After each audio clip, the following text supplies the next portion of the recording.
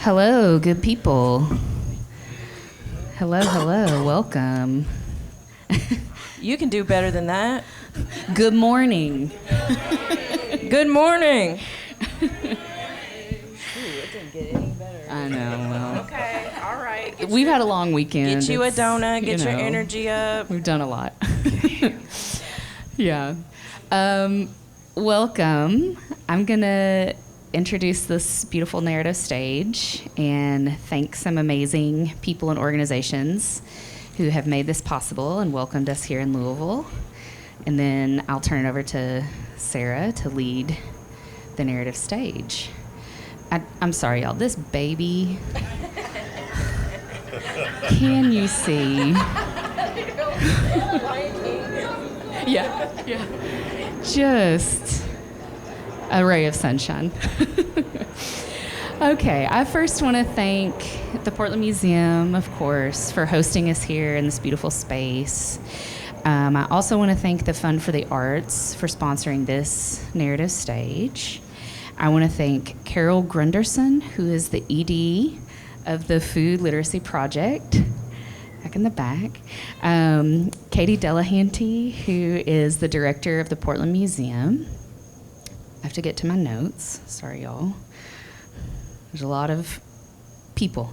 And I also want to thank our sponsors for the Louisville Weekend, Art of the Rural, Apple Shop, the National Endowment for the Arts, the W.L. Lyons Brown Foundation, the Lee Initiative, the Christina Lee Brown Envirom Institute, the Food Literacy Project, Hood to the Holler, the City of Louisville, the Community Foundation of Louisville, the Louisville Free Public Library, and Kentucky Performing Arts. Thank you to all of our sponsors. I'm also going to introduce our beautiful narrative stage panelists before I invite Katie up to say a few words about the Portland Museum. So we have with us here today Kurt Mason, who is on the board of the Food Literacy Project. We have Amanda Fuller, who is with Lots of Food, the Louisville Community Grocery and Sustainable Agriculture of Louisville. And we have Brook Freeman, who is with the Youth Community Agricultural Program. Thank you all so much for being with us today. We appreciate it. So I'm going to ask Katie to come up and just say a few words about this beautiful space where we are today. Thank you so much. Hi, I'm Katie, the director here. I am a Portland resident, and also I want to say that I am a graduate of Rux. I was one of the original cohort with Brandon Cohen over there. I think it's important, one of the things that takeaways about Rux is that a sense of place is really what centers everybody and sharing that. The Portland Museum is a museum that is dedicated to a neighborhood, one of the only existing spaces that does that. We are the repository for a collection of 50,000 items from the neighborhood. Also, we are a community space, so as this neighborhood undergoes revitalization or whatever we want to call it, we are a space where mediation and facilitation can happen, such as a place for you guys.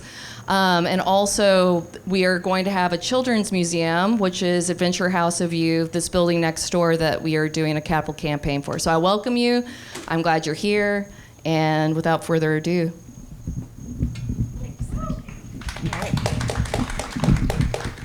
All right, thank you all. So I am not supposed to be here. Mark Brown was supposed to be here. Unfortunately, he was feeling under the weather, and if anybody here knows that man, you know that if he has to be really feeling it, because he will go out of his way and inconvenience himself to keep you from lifting a finger. So send your good thoughts with him.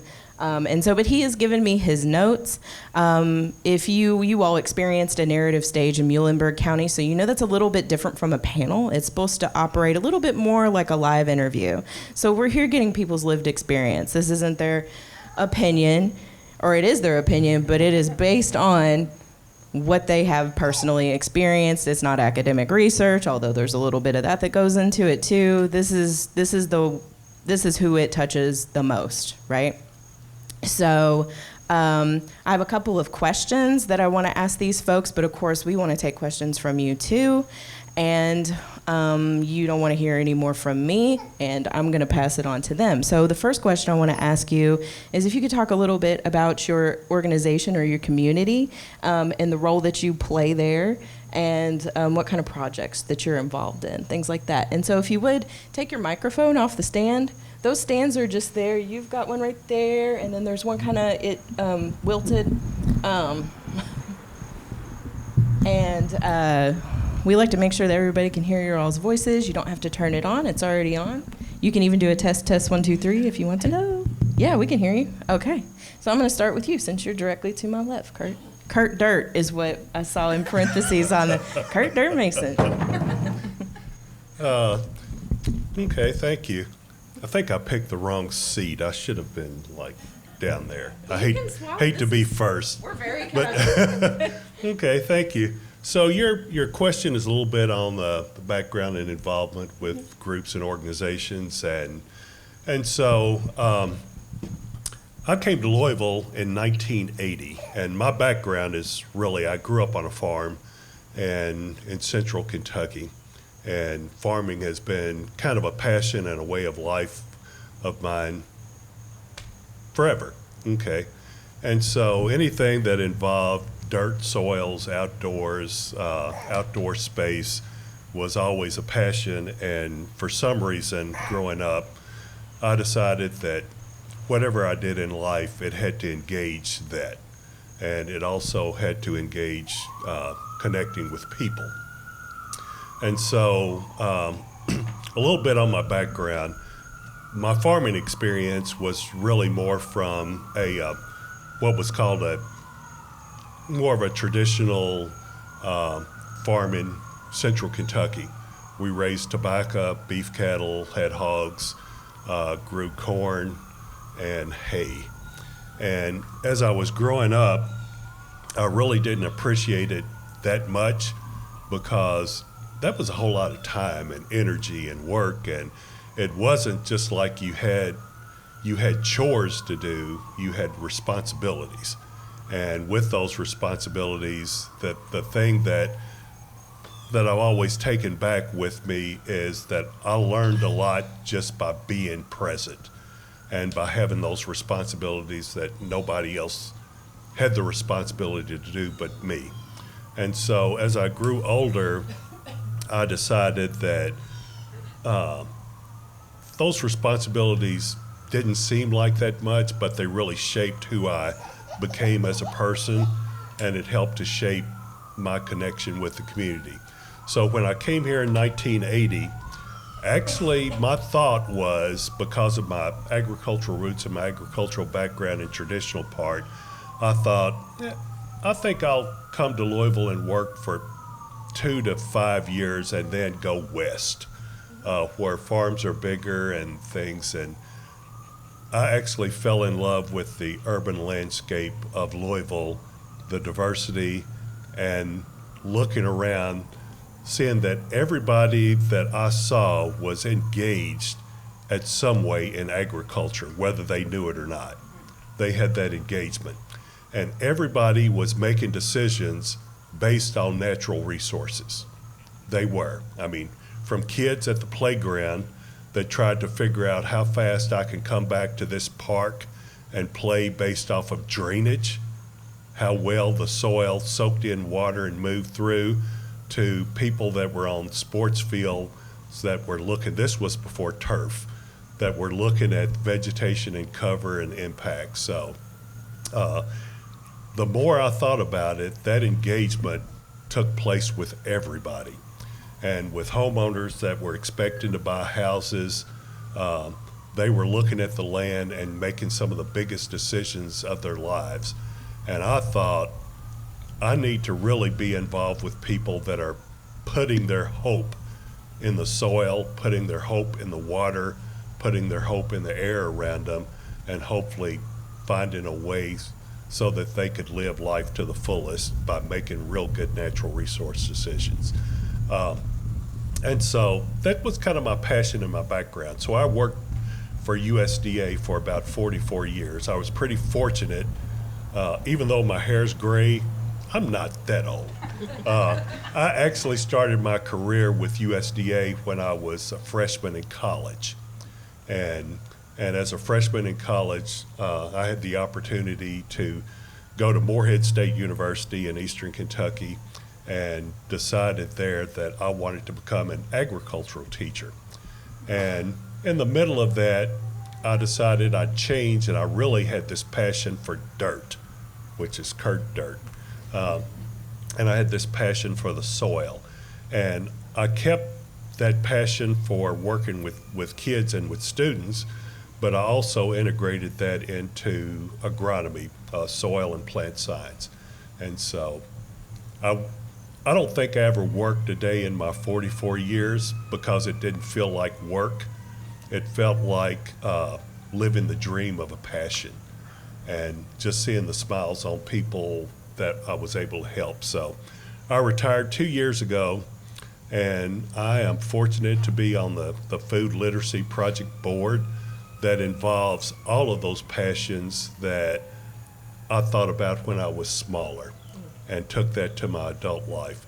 And if it touches soil, if it touches the outdoors, then I found a way to be involved with that. Besides Food Literacy Project, I'm also on the board of the community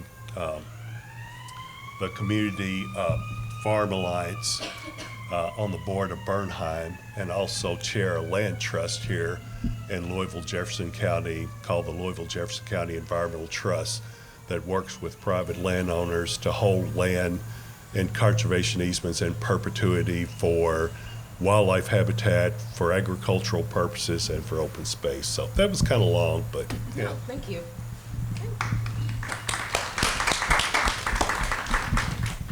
Hello, I'm Brooke, and I'm currently a senior at Presentation Academy. And my background basically with agriculture is that I'm currently interested in pursuing in agriculture in college, and my background is ever since I was little, my granddad used to grow a lot of plants like greens, tomatoes, and apples, and like stuff like that. And I just thought it was very interesting to me, and I thought it was cool that I can like grow my own food and eat it and can it and stuff like that. I thought that was very interesting to me. And he owned like some chickens and rabbits and stuff like that. And I just thought that was just cool to me. And I just, ever since then, I've been interested. And same for my granny. She grows like watermelon, like just little stuff like that. And I just always been interested in growing and stuff. I just didn't know where to start. And like I just talked to my teacher, my science teacher, like, oh, I really want to grow plants and stuff. And I started joining YCAP. My dad found the garden and was like, this is cool. You know, my daughter's interested in agriculture. So I started YCAP, and I got to learn a lot of stuff like growing harvesting potatoes and growing squash and corn. I learned a lot of stuff that like I never knew. Like, I didn't know potatoes grew underground. Like, what? So, like, it was fun, and picking onions and cleaning them and just stuff like that. I just really loved it. Like, even though it was sweaty, I loved it. And one thing, a project I'm included in is we got to connect with the community and, like, teach things about, like, farming and, like, what we learned. I just thought that was cool that I got to connect to people I didn't really know, and just know their story and what they wanted to know about farming. And you know, and I knew some stuff, and like, wow, okay. And we did a couple projects, like we're kind of currently making a pan flip, and my questions were struggles of land access to farmers. And I learned a lot that there was like a lot of struggles to land access as people doing farmers, because I wanted to, not only that I wanted to learn the good things about farming, but I also want to learn about like the pros and cons, like what's the thing I need to be worried about also, which was land access, and like how to make our products look better for people to buy and stuff like that. So that's a cool thing. I learned a lot from that. And we did another project where we connected with the community, talk to people, and they had food that we made from the garden, made pesto and stuff. And yeah, I feel like that's pretty much it for me, to summarize it. So, yeah.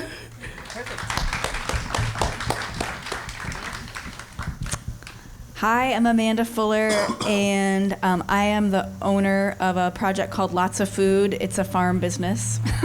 It's just about a half a mile down away from here, so that's, I guess, the reason I'm sitting on the stage mostly today. But as far as how I got here, I did not grow up on a farm like these wonderful people.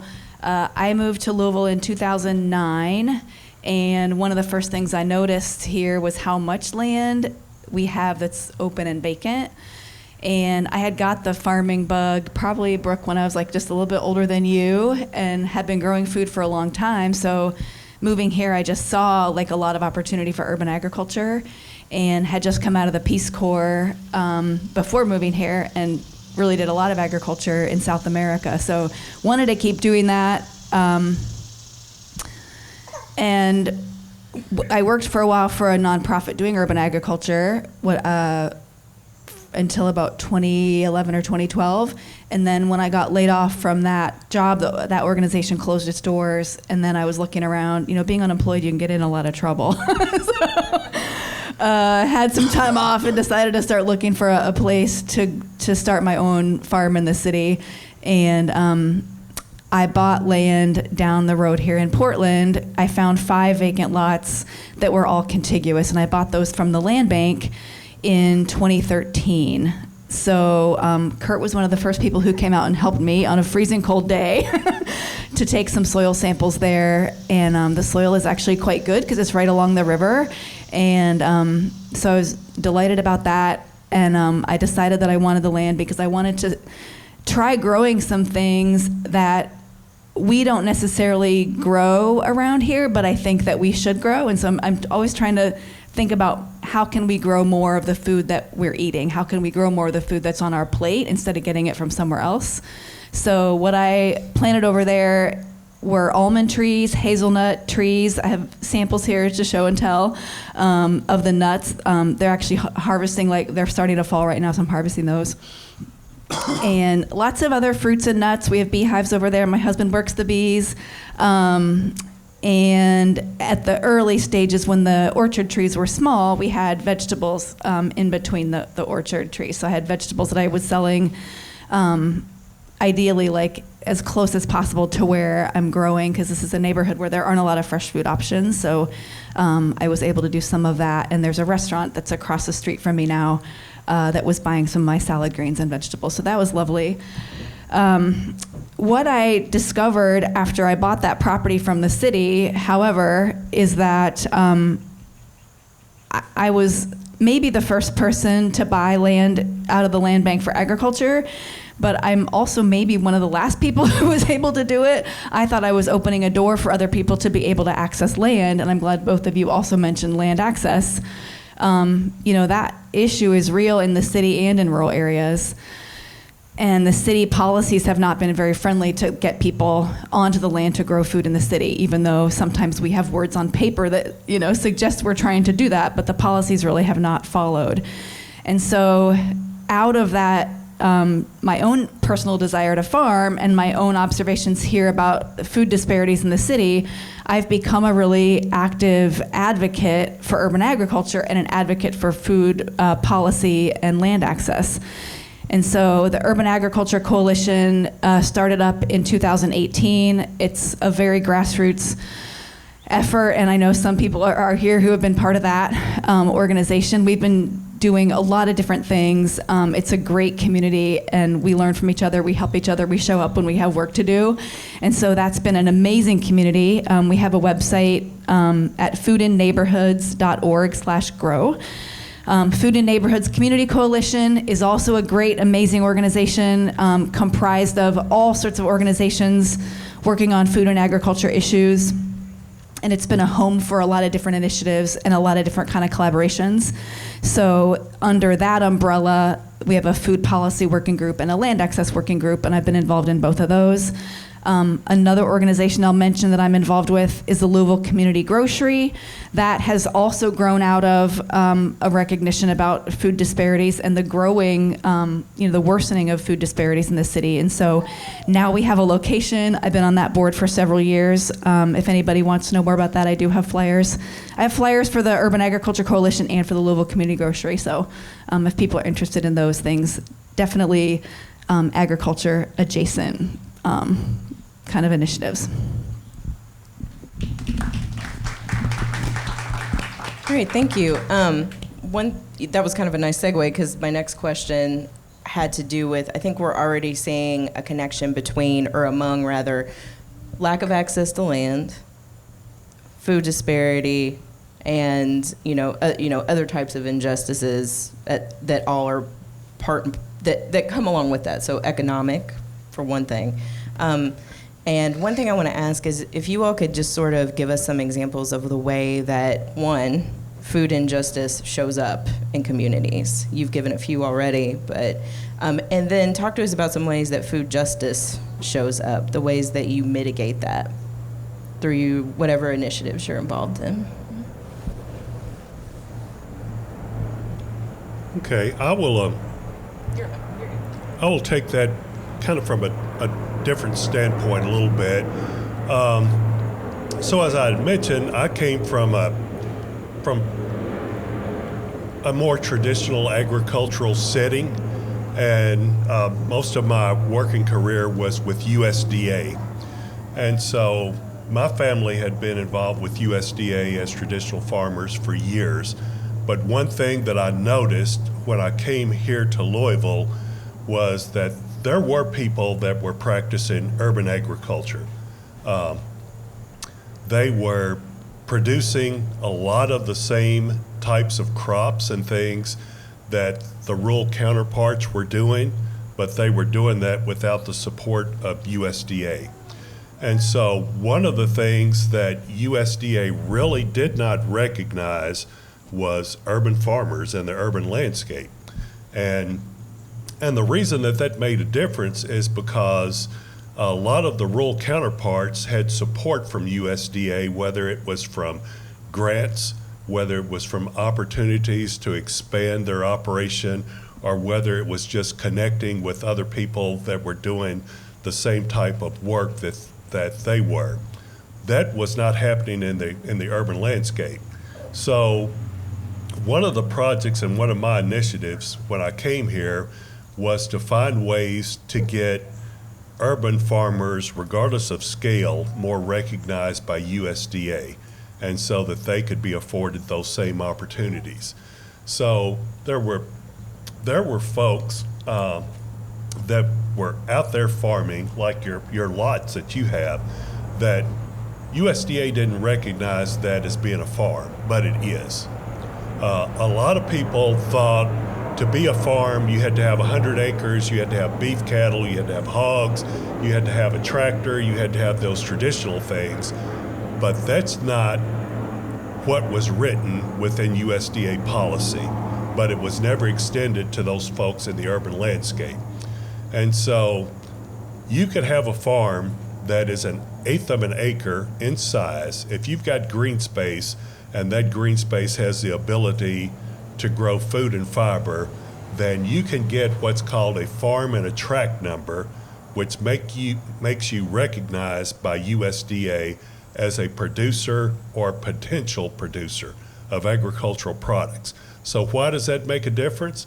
It makes a difference because one of the things that's afforded to you, even on a smaller scale, is that there may be opportunities for you as a private landowner or a landowner that's leasing property to grow agricultural products to get support from USDA, like seasonal high tunnels, like things that might afford you the opportunity to get crop insurance.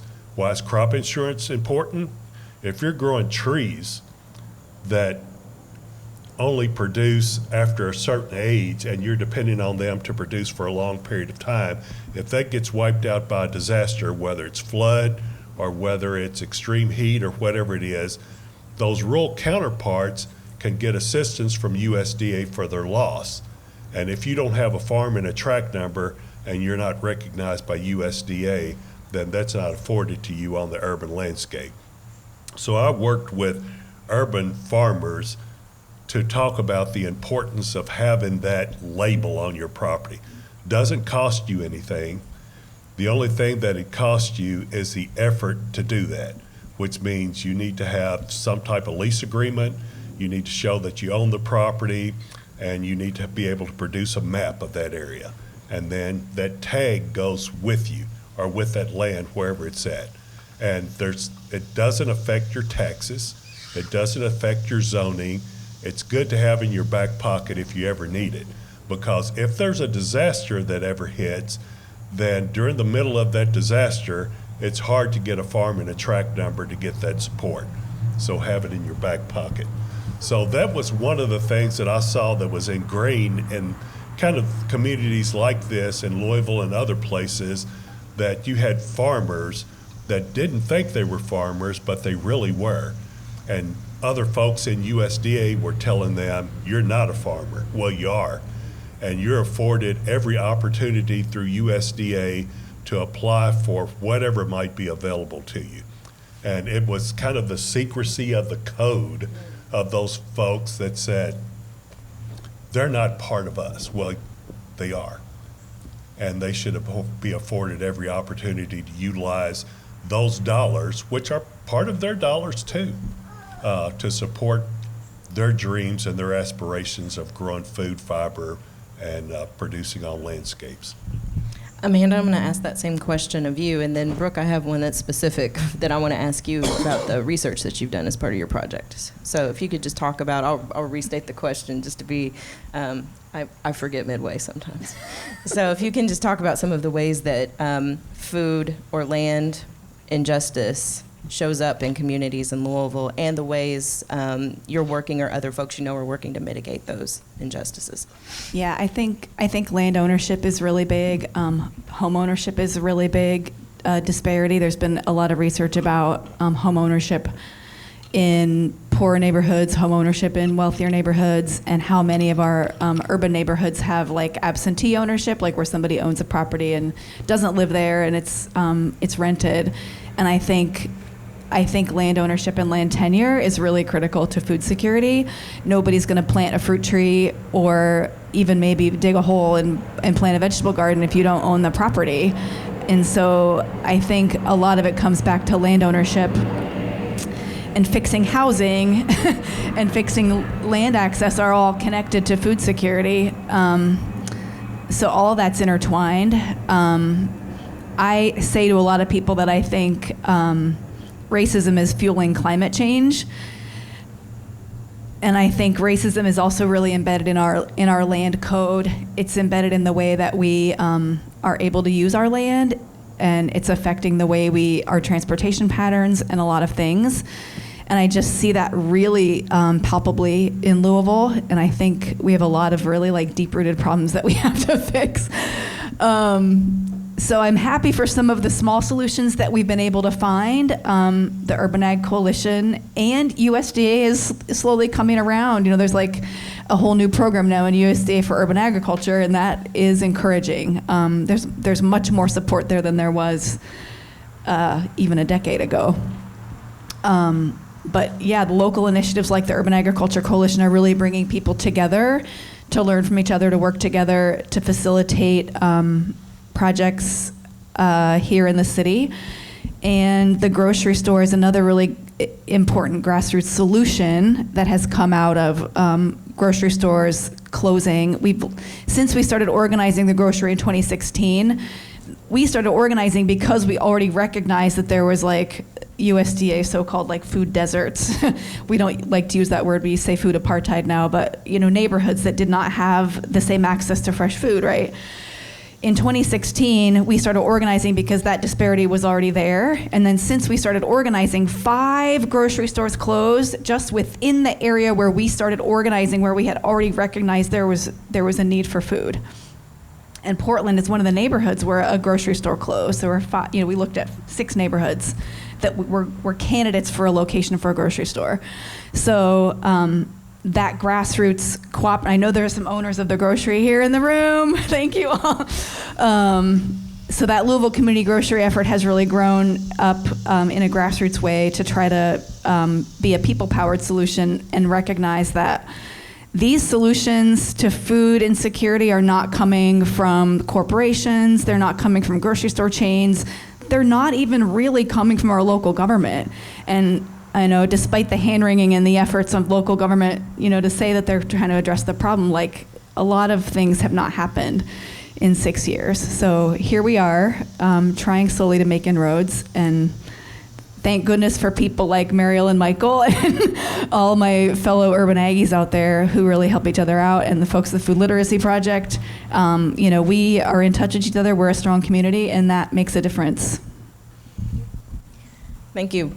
Brooke, I'm curious, you mentioned you did research, and you said you wanted to find out both the good and the bad. What were some of the outcomes? Tell us some of the good and some of the bad. Tell us the bad first, and then tell us the good, so we end on a happy note. So when I did my research, I learned that as a person that does agriculture, when you have your own business, you have to make your food look good for the people to buy. Like, we learned that, like, it can look bad, but it could still be good. But, like, they wanted to look a certain type of way, or, like, just be a certain type of way to be able to buy. And that's, like, the hardest thing. And the other thing was, like, land access, like I mentioned. And it's hard to find land and, like, where to grow things and stuff like that. And another thing I learned, let me think, it was so long ago. I learned that land access. I just can't remember. Like, I looked up so much. But like the good thing is that you can connect with people, and like you can have a whole lot of options growing things or animal wise and stuff like that.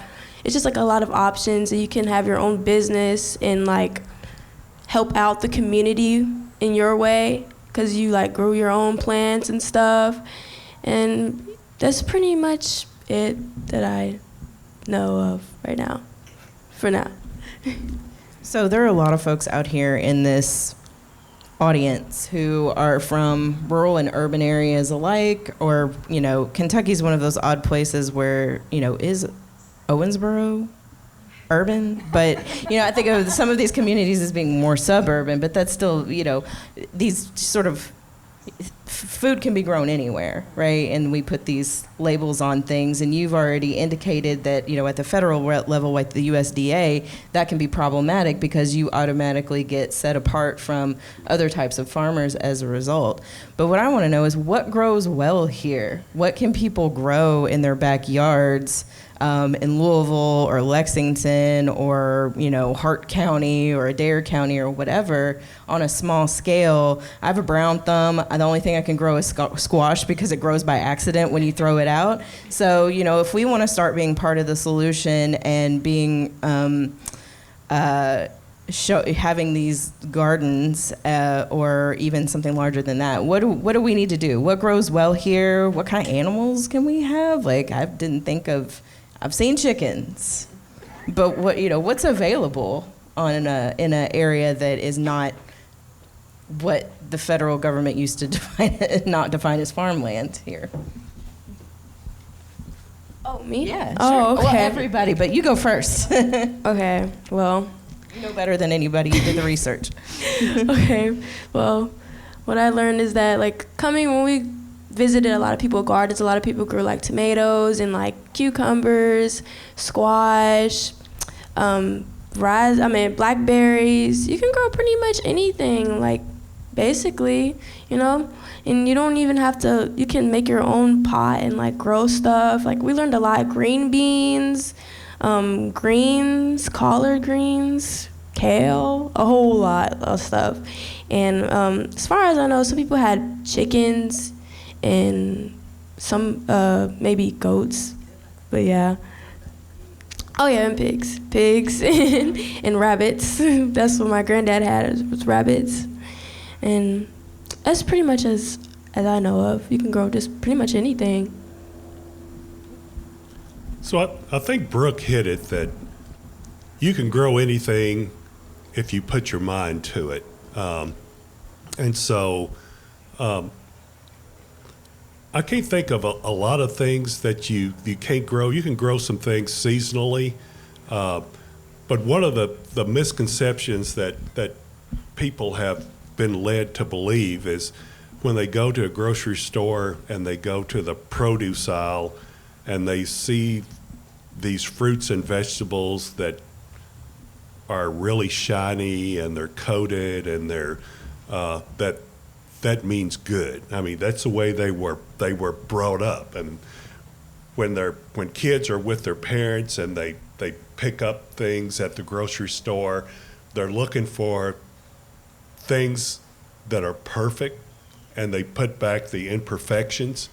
And I think what you find in the urban landscape, and people are becoming a little bit more knowledgeable, that shiny doesn't mean good. That shiny means that somebody did work to make that shiny, and it's not so much of a natural product, and it actually tastes different than the other stuff. When I'd worked with kids in schools during my whole career too, to get them a little bit introduced to agriculture and growing their own food and growing things in their backyard if they lived in an apartment or something, and trying to encourage them to plant a seed, nurture it, take care of it, and let it fruit and see what comes out of that. And it was amazing with some of the kids when they did that at the end of their growing period. They talked about how much better it tasted. Now, part of it tasted a lot better because they had sweat equity in it. But the other was real, that it really did taste different. And they watched it and they figured out when it was time to harvest that one plant.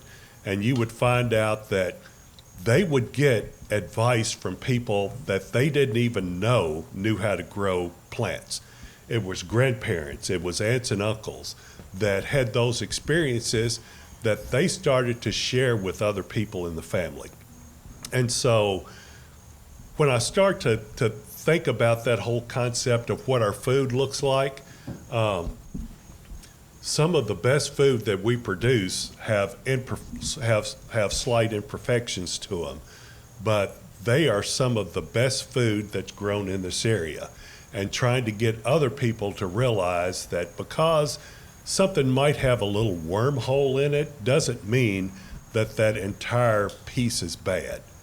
It's learning the connection of how good it is, how well it was grown, how it didn't have those other inputs that forced it to taste the way that you thought it ought to taste.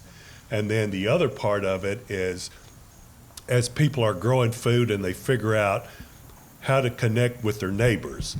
I mean, if you've got neighbors that are growing tomatoes, why don't you grow something else that you can exchange with them? And if you get 5 or 6 people on a street growing different things, then you've got meals in front of you. You share that.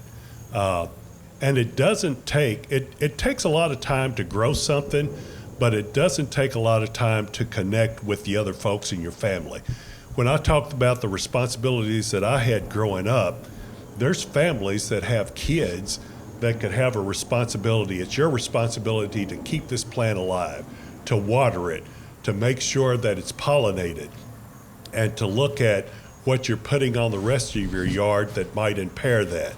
The whole time that they're doing that, they're learning the things that they should be learning in school. It becomes real to them. Pollination becomes real. The germination becomes real. The process of photosynthesis becomes real. And they learn better because they have a learned experience that they can take with them. And regardless of what they do in life, whether they decide to become a doctor, a lawyer, an engineer, a welder, a pipe fitter, that's a skill that they're going to be able to use somewhere in their life. So, before we move on to the other folks on the stage, I just want to ask you one question about, so there's a movement right now, or has been for a while, to encourage folks to forage. to look at what is native and what can be processed and used as food. But one of the things that they warn foragers about is that you don't want to pick green onions from an environment that is potentially polluted or from soil that has been exposed to pollutants. And yesterday, this group toured a space that was next to, a large thoroughfare, a highway, if you will, that, had a lot of pollutants. And I want to ask you, because it is part of your name, are there issues with soil quality, things that people should be concerned about and need to address in their backyards and things like that? How's the soil quality here? Okay. Yeah, certainly. I mean, for most of the areas inside what's called the Watterson Expressway here, there's a built environment, but it's not the first environment that was there. There was something there before that house was there, before that building.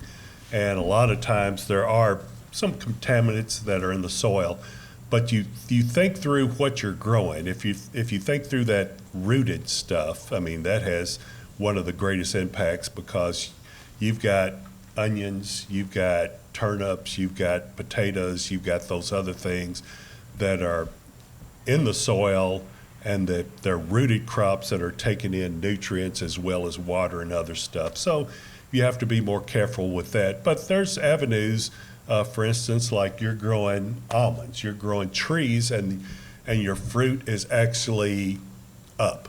Okay, it doesn't touch the soil. And so the impact there is a lot less, and there's a lot less concern for that. So being mindful of what you grow. A lot of the contaminants, for instance, the way that you irrigate might make a difference. If you till the soil and you're out there spray irrigating and you've got soil that's bouncing up on your green beans and tomatoes, makes a difference. I mean, when you're doing something like that, maybe more of your thought is to use drip irrigation. That's a little bit more efficient, but it's not splashy. And so, testing your soil is always good to do. There's the Cooperative Extension Service has soil testing that's available for more nutrients, for like nitrogen, phosphorus, and potassium, but they can also send it off to a lab to do heavy metal testing to see what's there. So there's ways to mitigate some of that, and to think about what you're growing, and to think about how it actually comes in contact with the soil. And you can do, there's smaller areas where you do raised beds. You actually bring in soils material or grow it in pots, or use something like high tunnels and you put a barrier down and bring in your soil. So there's some ways to mitigate some of that. Amanda? Yeah, and to the soil contamination question, I mean, we all get this question a lot as people who grow in the city, right? Like people who are afraid to grow food or who don't live in the city. My own ignorance. No, and that's okay. It's like one of the most common things people ask me, like, I'm a scientist by training, like, test your soil. Don't be afraid to grow your food because you think the whole city is contaminated with something. Like, just know what you have and plant accordingly. Instead of being afraid, because it's very heterogeneous. There is contamination, but it's not everywhere, and it's good to know what you have. So that's what I always tell people. And so one of the misconceptions is that, like, if you're out in the rural landscape, that it's not contaminated. Right. And so, okay, when you look at the Mississippi Delta, okay, everything that comes down the Ohio, the Mississippi River, it floods, it brings stuff with it. And it could be as contaminated or more contaminated than some of the urban spaces. So, right. Not to mention agricultural chemicals. Yeah. Yes, which is why beehives are doing well in the city sometimes, and they're not doing very well out in rural areas where there's just monoculture and a lot of chemicals. But I mean, if I could speak to the question of what can you grow, for somebody who has never gardened and grown food before, like two things that I'm a big advocate of people doing if you don't really know what to do, like easy things, are sweet potatoes, are very low maintenance and kind of magical and pretty easy to grow. So that's one thing I tell people a lot. The other two things are onions and garlic, are very easy, low maintenance things. But I also brought show and tell because I have some fun things. I did mention the almonds and hazelnuts. So the almonds are actually starting right now to be ripe. And so I have like show and tell up here if you all want to see the almonds. They look like peaches. They're related to peaches, and so they have like a fruit on the outside, and then on the inside is the shell and the pit that we eat. So those are really fun, and people don't realize that those actually grow really well here. I think, we hear a lot about California almonds being in peril right now, and so I think that's not the only thing that we can be growing here that we're growing in California right now. I think Kentucky has so much water and so much good soil. We could be growing a lot of things here that are right now being shipped across the country. And that was part of my intention in growing. Oh, also blackberries I was going to mention, and you had said that, Brooke. That was the other thing, is like if you just have a little bit of space and you have no effort or no green thumb, like plant some blackberries. Hazelnuts are the other thing that I'm growing, and I'm harvesting those right now too. They're fun to look at. If you haven't seen them before, come up and see what they look like. And then another thing that I don't know if people know what these are. Have you guys seen these before? They grow all over Kentucky. It's a native passion fruit called maypops. Has anybody seen those before? Okay, a few people. I had never seen these before I moved to Kentucky. Somebody gave me some, and now I have them all over. The pollinators love them. The flowers are just gorgeous and amazing. They're super low maintenance. If you have a fence for them to climb up. And it's actually a passion fruit. Inside of the fruit, it is a passion fruit like you would get in a tropical market in Ecuador or something. They're just incredible fruits. So those are just a few examples of things that I have found that I'm trying to encourage more people to be expansive in our thinking about what we can grow. There's just so much that we don't even realize is out there. And you mentioned foraging. I'm looking around the yard, and there's a black walnut tree. I think I see a mulberry tree over there. There's food all over the city that we didn't even plant.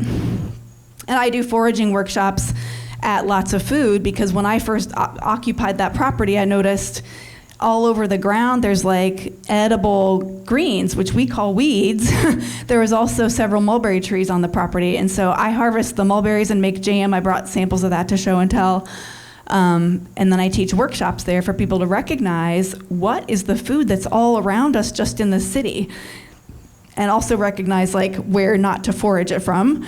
But there's food everywhere, and so I think about transforming the urban landscape one yard at a time, whether it's food that's for us or whether it's food that's for somebody else. We should be planting oak trees. We should be planting native plants that provide food for our birds and our insects and lots of other kinds of creatures, not just for us. So if you don't want to grow food for you, grow some food for some other beings. And that's what I think the future of our city should look like. I want to make sure that, we're going to go ahead and take it out to questions so that we have plenty of time. Just make sure that you stand up or at least project so that everybody can hear your question. I'll try to repeat it if I do hear it. Okay. I was going to ask your recommendations for good cultivars. I use Stark Brothers sometimes. I go to the Louisville grows. I just wonder for people in rural areas who don't have a local shop to buy things, where you would recommend. Yes, where do you get good plants from to grow things? Trees and seeds too, I guess. Yeah, Stark Brothers is a nursery in Missouri, which is our general zone. And so they have been a very good company for fruit and nut trees. They replaced a tree for free for me that was a bad graft that didn't grow the way it was supposed to, no questions asked. I found them to be a very good company with good quality stuff. So that's where I would recommend if you want fruit or nut trees. And then, I'm really glad that Louisville Grows does the plant sales. There isn't a lot of other options for us in the city to get plants. So if you're not starting it yourself, or if you don't know somebody else who's starting plants yourselves, Louisville Grows is a good one that I know of. A lot of other nurseries I'm not familiar with. Maybe you all have recommendations. But sometimes it's hard to know what those nursery practices are of how things are grown up in the greenhouse too. So I think it's good to ask questions. You all have any recommendations for good places to get? Well, Stark Brothers is one of the staples around here. Sometimes you can check in with the egg school. There's one of them that's there used to be one at PRP, but that was years ago, and they had some greenhouses out there at the high school. But then there was also another one that was in the Hikes Point area that still has they have an ag program at Seneca. Yeah. Connecting with them, because a lot of times they do things in concert with some other schools around the other counties. And they grow some of the bedding plants and some of the starts. And so, and then also just connecting with some of your neighbors and doing some seed swaps and some plant transfers. Yes. I just want to go back to you all talking about the soil being, I just remember when Brook was younger, I lived in a house that was over 100 years old in the community. I had the windows checked for lead and stuff and found out that my soil had lead in it. So they had to go all the way around my whole house and turn that soil and stuff. We had to move out. I just didn't know that it could get into the soil like that. So you were talking. So that house that I'm in is over 100 years old. And when we moved there, we had a mulberry tree. I still have a pear tree that's like super tall almost in this building. We have, I had an apple tree, but it died. I think of the wood peppers got to it, and plus I think it was over 100 years old. So, like I said, I still give the parents out and everything. So there is a lot of stuff that can be grown around here. And I didn't know that you had to have a female and a male apple tree to grow. So I never planted another one because I don't know who planted the other apple tree. So, and like I said, in one side of my yard, stuff just grows amazingly. So I'm kind of glad Bruce took agriculture. I feel bad. My dad, like I said, my dad been doing stuff for years, canning, and she got involved. And I'm older now, and I want to get involved. But never too late. Right. So are you Brooke's mom in the audience? Okay. Yeah, she was talking about, if you didn't hear, she has got a historic house and apparently had the paint tested for lead, but it was also found in the soil as well, so they had to turn it. But she has a lot of old growth fruit trees out there and gives them out to neighbors. So we got 2 generations talking about a 3rd generation of urban farmer. Any other questions? Yes, Brandon. Brandon, do you mind standing? I'm sorry. Sure. Could you talk specifically about some of the biggest city policy impediments? And then, I structurally, there's like not a structure there to really have a great effort. Yeah. But some of the sort of specific detailed policy impediments, and then also, are there some other small policy things that the city could be doing? Like, for example, could the land bank apply for farm tract numbers for all of its properties en masse ahead of time? Can they test all the soil for all the properties they own ahead of time, or have they done that just to sort of start to reduce some of the friction for urban ag? So the question was about what city policies are standing in the way of people being able to grow food in the city, and also could USDA get track numbers for vacant lots or something like that to help people grow food. And so I am not the number one most knowledgeable person right now about the land access policies. Like, this has been changing, and the land bank has been a little bit elusive. Or evasive about the policies. Somebody told me recently, and I haven't looked, but I think the website has actually gone down on the land bank. And Mariel, I might ask you to fill in some of this too. Mariel's another person who has gotten land from the land bank to grow food. But there are policies about getting a vacant lot or getting a side lot. It used to be that you had to be a landowner on the block to be able to get a side lot. And obviously we know what land tenure patterns look like in poor neighborhoods in Louisville. A lot of people don't own their own land, and so they can't get that side lot. We've made the case that people should be able to own the land and not just lease it. There used to be a policy that, like, you can get the land, but you can only lease it. I'm not going to make investments in agriculture if I can only lease the property. So they've been changing this. We've been proposing policies for them that are modeled on what other cities are doing. Cleveland, Pittsburgh, help me out, other folks, if you all know what those cities are where we've found good policies. Columbus, Ohio, maybe has a land bank that has been maybe more progressive. It's frustrating to look at, like, the sustainability plan, the resilience plan, and see a recognition there, even like the consent decree from MSD that, like, oh, we're supposed to be improving infiltration, but then people are being discouraged from growing food or growing things that are taller than 10 inches high, when in fact we know that we're supposed to be infiltrating that water, that stormwater, and the urban agriculture can play a huge role in restoring the ecological functions in our city. The second part about USDA track numbers, I don't think I can speak to that. Okay, so the city, if the city has ownership to blocks of land, they can get a farm and tract number for that. And again, the city already has farm and tract numbers for some of their bigger parcels that they own. It's kind of amazing that some of the city parks have farm and tract numbers on those. And what it afforded them to do from that standpoint was for nonprofits that are engaged with those parks, like Olmsted Park Conservancy or Wilderness Louisville, to apply for USDA to do invasive species control. But they can also do tree planting and buffers and pollinator habitats, and if the tracts are large enough and they have an interest in doing that, to do other types of agriculture on those tracts of land. So it's possible for that to happen.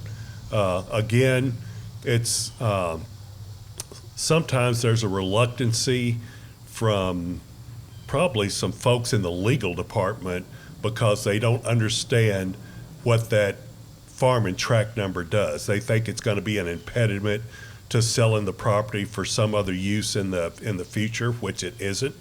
You can put a farm and tract number on a piece of property today, and then in 2 weeks you can decide, well, I want USDA to wipe that off. So they'll do what's called a non-ag on it and take the farm and tract number off. So it's not one of those things that is an impediment to the landowner. And so that can be done on the city landscape. Yeah, I saw Isaac's hand go up first. Kurt, I wondered if you could speak to like state and federal policies that affect farmers. Like there was a big transition from tobacco a number of years ago, like the legalization of growing hemp here. Like how those affect rural or urban areas differently, or maybe the same as it affects rural areas. Okay, so there was this big transition from Kentucky was known as a tobacco state from a farming standpoint, and it was family farm oriented, so that a lot of the land prices in Kentucky were based off of that tobacco quota, the ability to grow tobacco. When that left, USDA had the buyout, and they encouraged small farmers to go to something else. And part of that something else was growing fruits and vegetables, okay? And with that, what the farmers weren't that comfortable with was they were never good marketers. They were good at growing, but they were poor at marketing. And because USDA had always marketed their tobacco for them. And so one of the things that Kentucky found out was that there really needed to be kind of a re-education of farmers, because they knew how to grow stuff. They grew stuff well, but they just didn't know how to reach out to these alternative markets. And they never went to the cities, which is, if you're growing fruits and vegetables, there's only so much fruit and vegetable that you're going to be able to grow in Bourbon County and market in Paris. Okay, you need the beautiful thing that we've got here is a metropolitan area that could help all parties be supportive of agriculture. From the rural landscape that might be able to bring things in, but also from the urban side where you have folks that can grow these unique plants on smaller scales that these larger farmers don't want to grow or that they're not in a position to grow. So what USDA's efforts were over that transition period was to provide again, avenues for folks to learn about marketing skills, how to approach companies, how to do their own labeling, how to do their own canning, how to do their own, put together their own packages of things that they could sell. And what that was doing was it was going to the predominantly rural landscape, but it was never mentioned here because they didn't think there were farmers here. And the policy, when it opened up for more engagement by urban landscape farmers, it provided them that same opportunity to extend those same classes, to get those same certifications, to connect with universities like Kentucky State University, University of Kentucky, Indiana State, Purdue, that they had a same seat at the table as those other folks. And most of those were free of charge, and most of those connected them with other people that could bring markets to their area. So out of that, you started finding some of the smaller lot size farmers here finding ways not only just to make a living, but to thrive at doing some things by connecting themselves with some of these larger markets and forming co-ops. So I think that one of the things that happened with that transition is that a lot of folks in the rural community really saw their need to connect with urban landscapes and with urban folks, and to look at urban markets and to look at a beneficial market in Portland from a grocery store standpoint might not be fully connected with growers in the urban landscape. So having a connection in the rural area to help fill those gaps becomes more important, and it makes both parties successful. It makes that grocery store successful because they have a continuous market of things that's available, but they also have a connection to locally grown fruits and vegetables where they can reach out to that landowner and that producer and ask questions about, what did you put on that? How did you grow it? Where did you get your seed from? Is it organic? And so I hope that answered your question some. And what you're describing is the origin of the Community Farm Alliance, to really connect the urban and the rural markets with consumers. And, a lot of us love that organization and have been part of it over the years. Another question? Chris? Yeah, like you, on the land, you have to pay your taxes based on the zoning of the land, but I think the state goes like 5 to 10 acres requirement to get ag exemption. I just was curious, like, what the government is here. Friendly to that? Do they give you, or do you have to pay it, the multifamily or whatever the zoning is? My lot is not assessed. I don't know how the zoning is considered when the property gets assessed. When my property was reassessed and the value went up quite a bit, I contested that, saying like it's just agriculture, like it's not a candidate for being developed, and that's usually one of the reasonings for increasing your assessment and increasing your taxes. But they weren't having it. Like, I was unsuccessful in contesting that upward assessment because I think to the city, like, it doesn't matter what you're doing on the land, like they still think that you could cut all the trees down. If I had like a deed restriction on it, I don't know if that would make a difference for the taxes, but I think in the city they don't really care, is my guess. And yeah, I think you're right on that. So you were talking about the 10 acres. Okay, so an example of that is here in Jefferson County, one of the most productive farms in the state of Kentucky for years grew mint. It was a 9-acre mint farm. They actually grew all the mint for the Kentucky Derby for years. They ship mint to Chicago, they ship it to Kroger, they ship it all over the world. Okay, so they had a battle with state government because state government said, well, in order to be a farm, you've got to be 10 acres. Well, that 9 acres was producing, from an economic standpoint, more dollars than a lot of 100 150 acre farms. And so there was work to try to say, it's not the size of the property, it's what you're doing with it and your commitment to it. And so I think there's still work that's going on there, but USDA was following that same policy, and they changed that within USDA, but USDA doesn't give the tax benefits, okay? That's on the state level that has to happen. And I think one of the things that, for instance, that might help make changes to that is if someone buys a piece of property that's not currently agriculture and they start using it as agriculture that's larger in size, I think that's for that PVA tax benefit, you've got to show that you're using it for agriculture for 5 years, okay? And then if you sell it before then, they can back up on the taxes on it and tax it for another value. That same thing should be afforded to lot size, lot scale.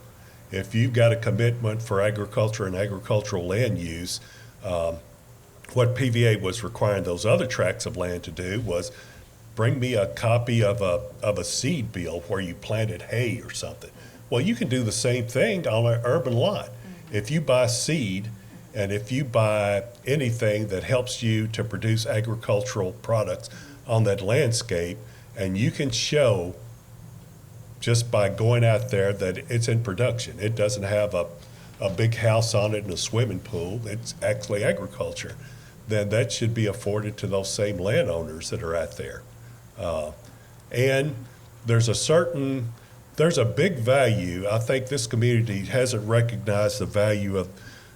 fully recognized the value of having open space. When you talked about the contribution that those lots make in terms of flood control, people think of that flood wall out there as being a big flood control mechanism. The biggest flood control in this community happens lot by lot and the decisions that people make on that. I mean, if you're growing plants that have extended roots that go down 2.5, 3 feet, a foot deep, then you've got stormwater storage every time it rains. That helps MSD, that helps this community. If you're growing native plants and native grasses and native flowers that have roots that extend 2.5, 3 feet in the ground, then you have a lot of flood storage capacity that takes the pressure off that flood wall out there. Agricultural, open space, trees, all of those things add a great value to this community in terms of flood protection, of clean air and clean water, and climate mitigation that we just don't value. We don't value it, and we undervalue it, and we always try to think of ways after that's lost, how do we retrofit? How do we make that flood wall higher? How do we put in more pump stations? How do we put in more basins?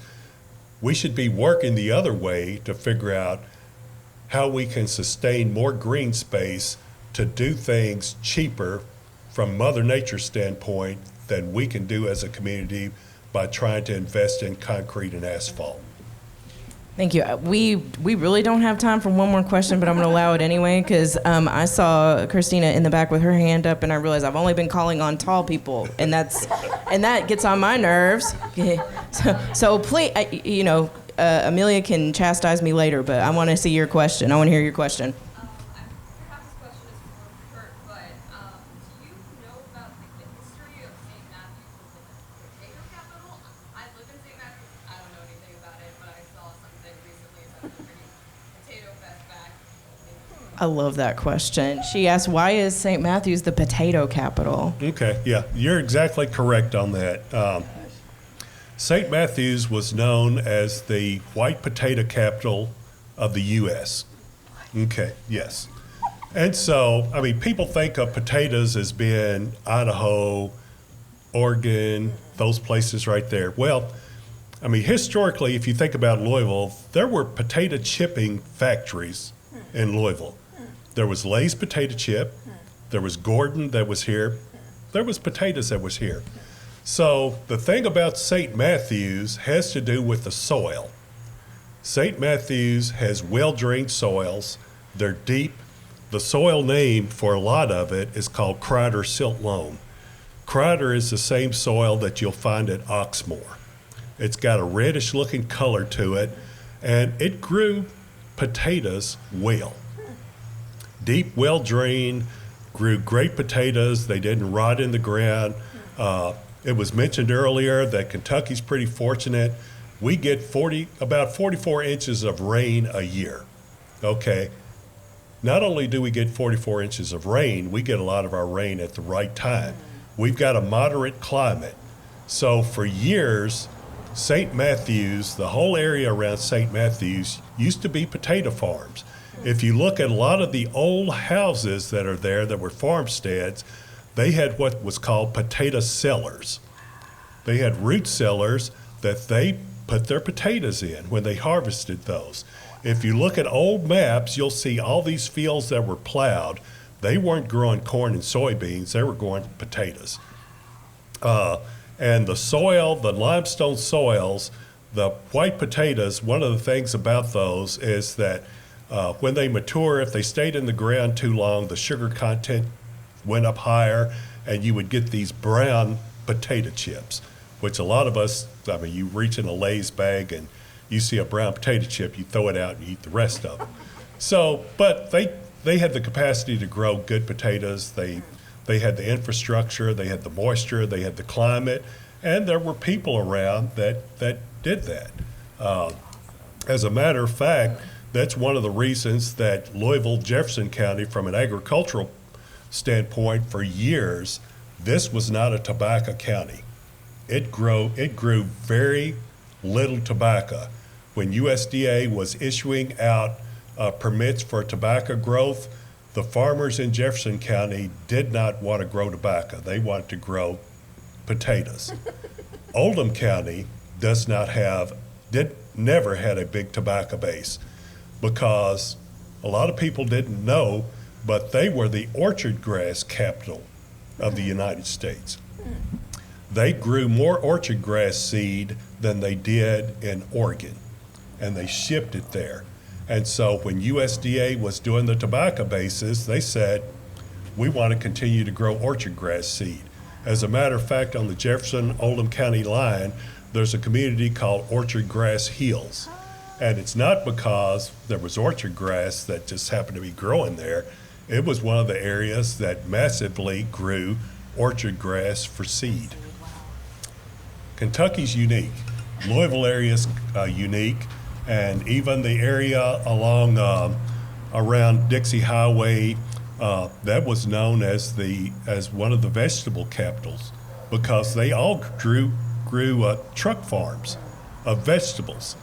And the reason that they was so successful there is because the soils were really great, and there was this wonderful thing called an aquifer underneath the ground, free water that farmers harvested and they irrigated all of their vegetable crops with.